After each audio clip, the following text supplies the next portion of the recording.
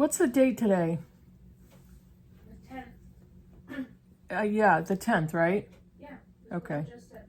That's what I just said. Well, it is. Where am I recording at? I am. Oh my god.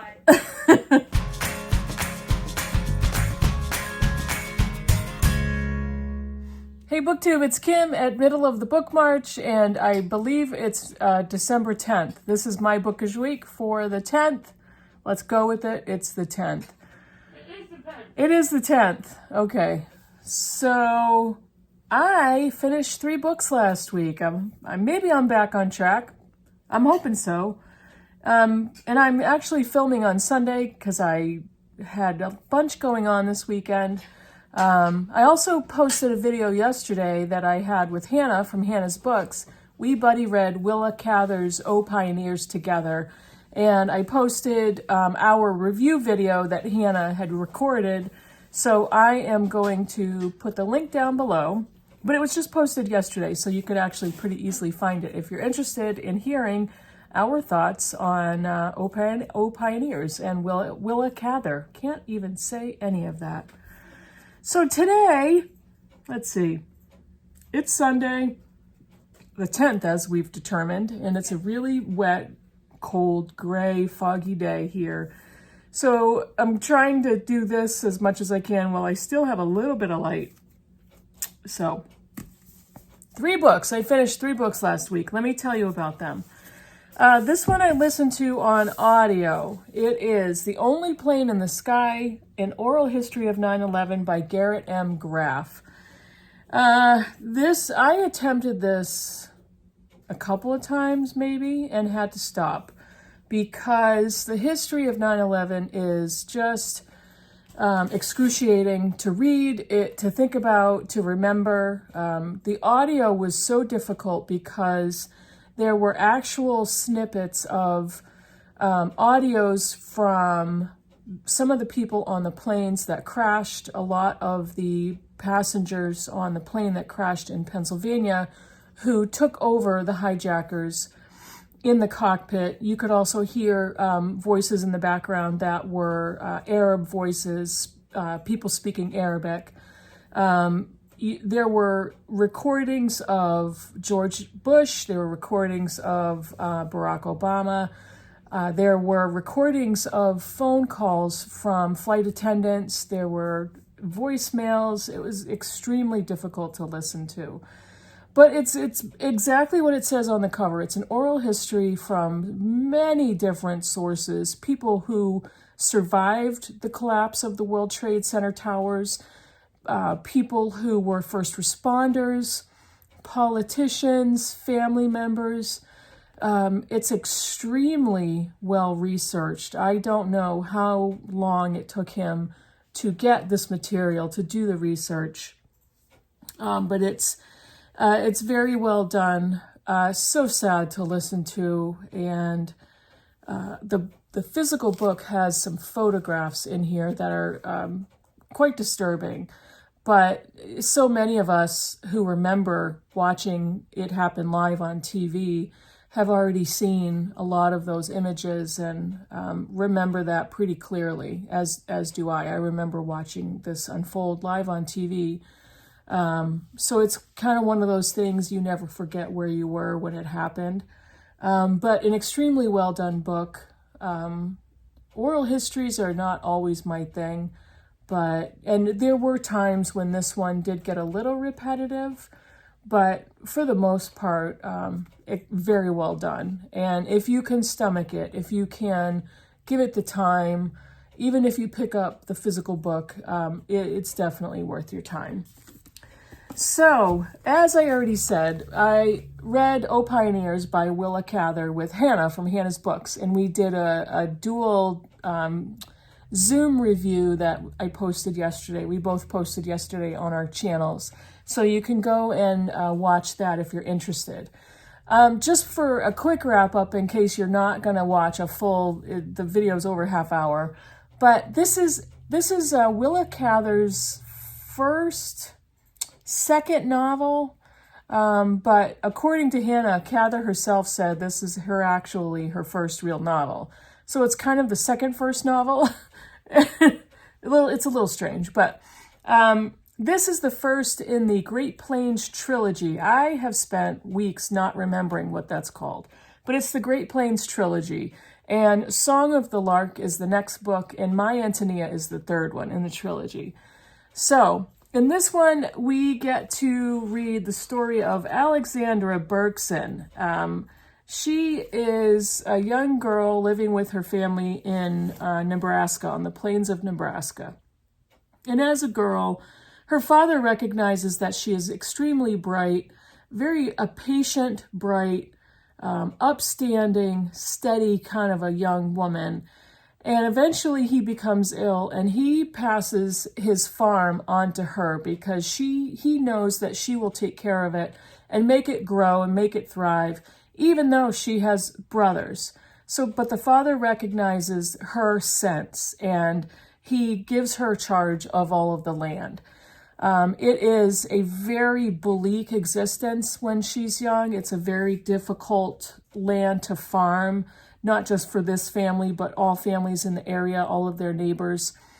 Some of them go broke. Some of them have to leave their farms, sell their farms, and go elsewhere, find actual jobs in different cities. But Alexandra, after her father's death, takes care of the land, has some new ideas as to what to do, what to plant, what the best things are going to be to make this family thrive, and she succeeds. So it's wonderful to read the forward-thinkingness of her father, that he put his trust in her.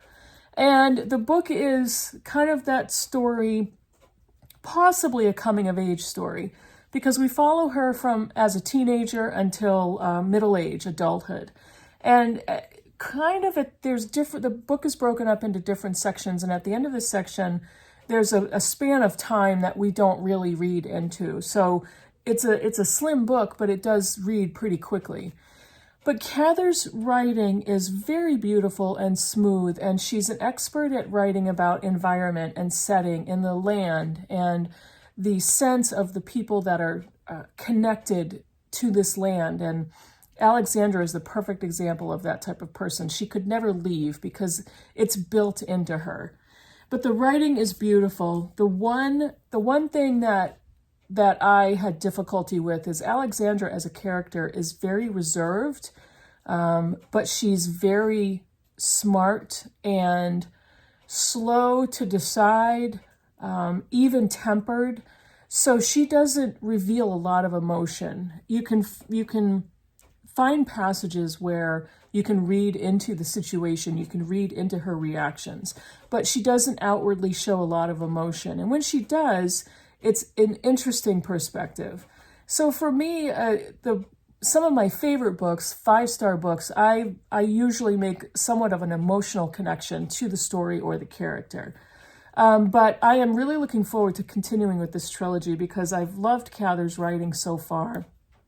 I've read 2 other novels of hers, and am really eager to continue with the Great Plains trilogy. So highly recommend this if you don't know where to start, if you're interested in reading Cather's writing. I do recommend that one as the first book you pick up. The third book I finished is No Fond Return of Love by Barbara Pym. My bookmark is still in there. This is a Barbara Pym novel, so it's a classic Barbara Pym. It was copyrighted in 1961. This is the story of Dulcie Mainwaring and Viola Dare, I think her last name is. They meet at a conference. They are both editors, I believe, and they meet at a conference, and the main speaker is Dr. Aylwin Forbes. What we don't really know until a little bit later is that Viola kind of has a crush on Dr. Aylwin, and they shared a kiss because she did some work for him, editing or doing an index in one of his books. And so there's kind of an underlying relationship that we kind of think that's what it's going to be. But we soon learn that Dr. Forbes is estranged from his wife and I believe getting a divorce. His wife has moved back in with her mother, and Dulcie and Viola kind of become an odd couple of friends. we come to find out that Viola ends up moving into Dulcie's house, but they don't become best friends. There's a tension there. And Viola, I don't think, has a very high regard for Dulcie. They're very different women. Dulcie has inherited her family home. Her parents are deceased, and so she's still living in the home that she grew up in. And it's a very big home. Viola does move in. Dulcie also has her niece move in with them for a little while. And she starts to develop an odd fascination with Aylwin Forbes, even though Viola is still trying to figure out if they have any sort of relationship and what that is. So this is an interesting story. It's set back in the 50s or 60s. And so women were very concerned about finding a man and getting married. So there's a weird tension of women looking for men, and Dulcie becoming weirdly obsessed with Aylwin Forbes and subsequently his family. So it's an odd plot line, but it's charming, and there are moments where it's super funny. And Barbara Pym tends to write very similar female characters, and she reminds me a lot of Anita Brookner. They tend to have the same tone, in my opinion. So this was a lot of fun to read. Really, Barbara Pym's writing is so good. Really quirky, charming story, interesting female characters. So I definitely like Barbara Pym. Really love Barbara Pym's writing. This is the third novel of hers that I've read. So yeah, if you're not familiar with her, become familiar, because these are so wonderful to read and easy, but you can appreciate the artistry in her writing and really find the connections with her characters, especially if you read multiple novels of hers. So I had a lot of fun with this one. So those are the 3 that I finished. I am currently reading probably 4 books. I'm losing track. But for Remember December, I am listening to Romola by George Eliot. I chose to listen to it because it's a reread for me, and I wanted to read it in a different format. So I'm consuming it via audiobook. And I'm going to try to continue because I have problems with listening to fiction. I usually want to pay very close attention, and it's much easier to do that when I'm reading book on paper. So I am listening to this very carefully, and hopefully will continue and get to consume it in that alternate format. I will be continuing The Codebreaker by Walter Isaacson, Jennifer Doudna, Gene Editing and the Future of the Human Race. Now, ironically, just in the news on Friday, as I was reading the news, I read that they've come up with a cure for sickle cell anemia, and it's the first cure resulting out of CRISPR, which she was a primary either discoverer or, what's the word I'm looking for? What is the word I'm looking for? Just a visionary of the CRISPR program and CRISPR system. So looking forward to reading a lot more into that. But I haven't gotten any further with this book because I've been so busy reading other things. But this is the one I'm going to dive back into in a pretty heavy way. What else am I reading? Oh, I am listening to another book. I'm listening to 2 audiobooks. I often don't do that. But I'm listening to Crying in Hmart by Michelle Zauner.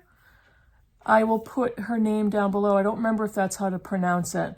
But this is her memoir of her fraught relationship with her mother. She is biracial. Her mother was Korean. Her father was white American. And it's a memoir of her relationship with her mother. The food in this book, I really want to go and find a Korean restaurant to try some of these dishes.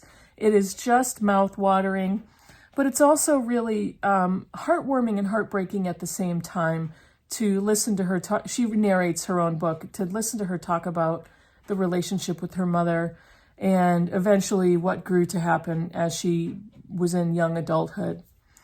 And I'm also still picking away at the unabridged journals of Sylvia Plath, which I will be for a long time. So that's about it.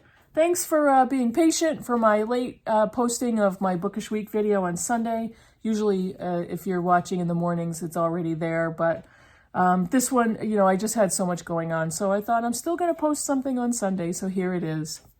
Let me know what you think of any of the books I talked about in the comments below, and I will see you all in the next video. Bye, everybody.